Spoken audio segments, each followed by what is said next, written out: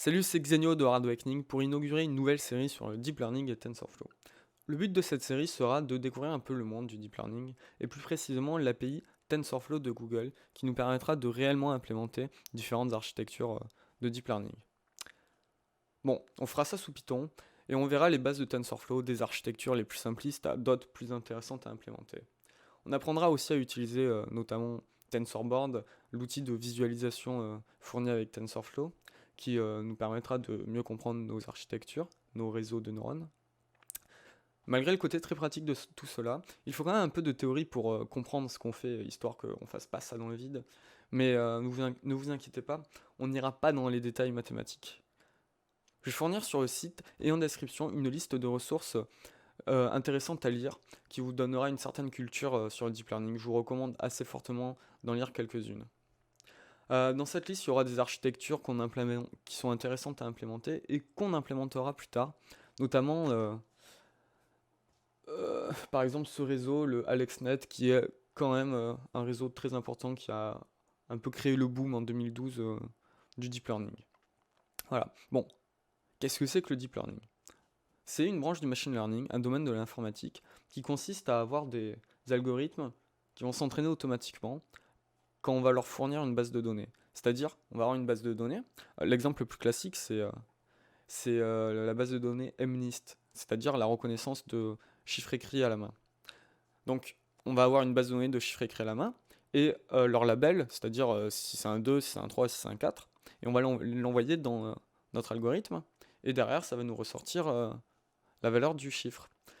Le deep learning, c'est donc une sous-branche du machine learning qui est en gros la même chose en beaucoup plus important avec des bases de données beaucoup plus grosses, des algorithmes avec beaucoup plus de paramètres et ça porte une bonne emphase sur, voire même une très grosse emphase sur les réseaux de neurones. Donc, on va voir qu'est-ce que c'est qu'un réseau de neurones. Je vous conseille de regarder les 4 vidéos de 3 Blue, 1 Brown qui sont en anglais malheureusement si vous galérez, mais qui expliquent très bien qu'est-ce que c'est de manière très visuelle. Alors, on va commencer par regarder les réseaux de neurones les plus simplistes, c'est-à-dire les réseaux de neurones entièrement connectés.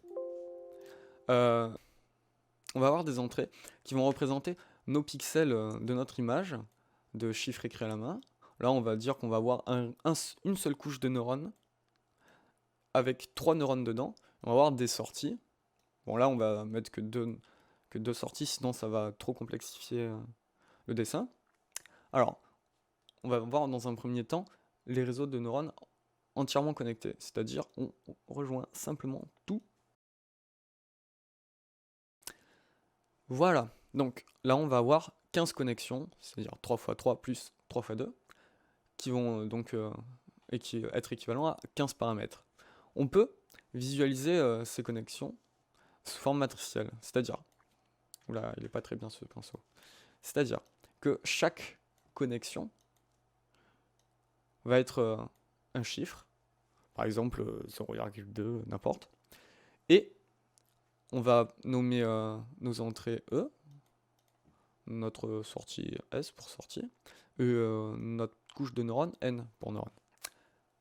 Par exemple, ça va être l'entrée 1, l'entrée 2, l'entrée 3. Alors, ça pareil, N1, N2, N3. Donc, on va les rejoindre de manière linéaire. C'est-à-dire que on va avoir N qui sera égal à la matrice W1 multiplié par l'entrée. De cette manière. Qu'est-ce que c'est que W1 donc? W1, c'est la matrice des connexions. Alors, un truc, on appelle les connexions les poids, W pour weight en anglais. C'est parce que chaque connexion va avoir un certain poids dans le système qui va influencer plus ou moins le système, les neurones, etc. Donc c'est pour ça qu'on utilise cette notation.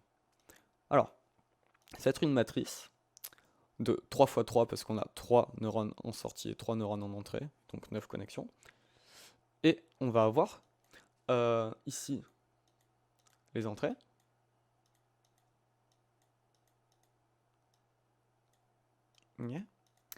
Et ici les sorties. Enfin les sorties. Les sorties de la première couche de neurones. N1, N2, N3.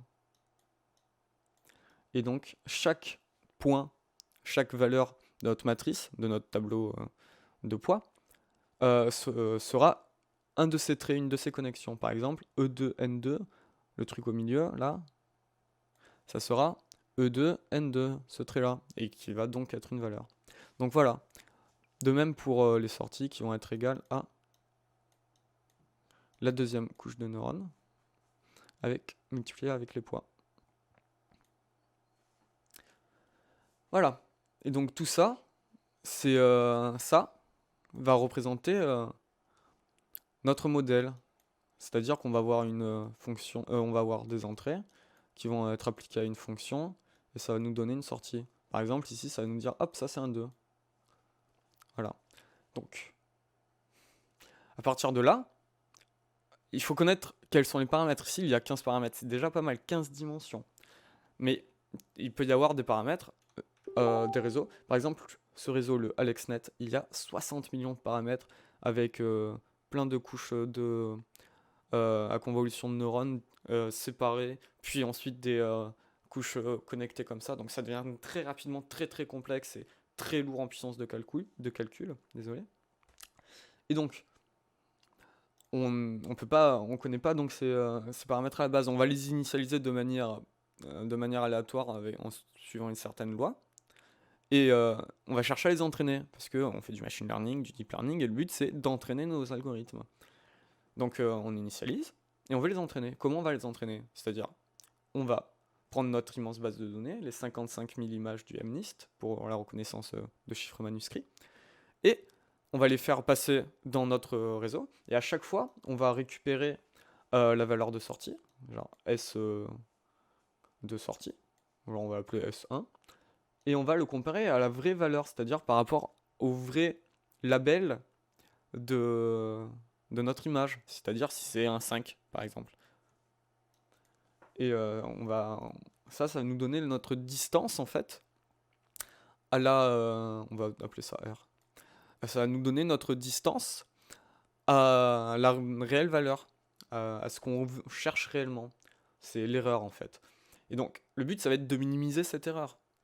L'erreur, c'est une fonction à 15 paramètres ici.